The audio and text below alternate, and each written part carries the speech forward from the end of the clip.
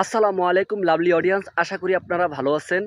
বিসিবিতে মাশরাফিকে ফেরাবে, এটা কতটুকু নিশ্চিন্তভাবে বলবো সেটা আসলে সময়ই বলে দেবে।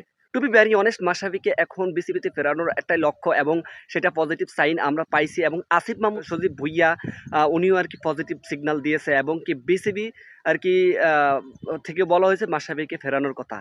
ইভেন লাস্ট ওডিআই কিন্তু ওয়েস্ট ইন্ডিজের এগেনস্টে বাংলাদেশ যখন জয় পায়, তখন জয়ের পরে সাংবাদিকরা মেহেদী হাসানকে বলল যে সাকিব এবং মাশরাফির কথা, কিন্তু সর্বোচ্চ বেশি কথা বলেছেন মাশরাফির কথা, যে আমাদের মাশরাফি ভাই যে অ্যাডভাইস দিয়েছে সেটা আমাদের কাজে লাগছে, এক্সিকিউশন হয়েছে।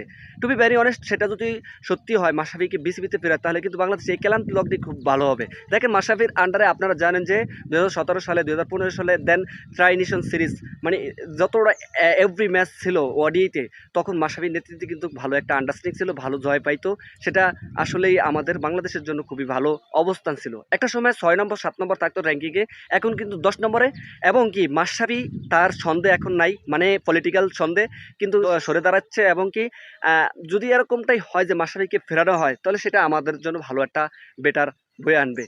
অতএব আমরা চাই যে ক্রিকেট ফ্যানরা যে চায় যে মাশরাফিকে ফেরাতে, কারণ জাতীয় একজন খেলোয়াড়, সেটা আসলে বলতে গেলে আমাদের জন্য গর্বের বিষয়। আর মাশরাফিকে যখন ফেরাবে তখন আমাদের সবকিছু বদলে যাবে আশা করি।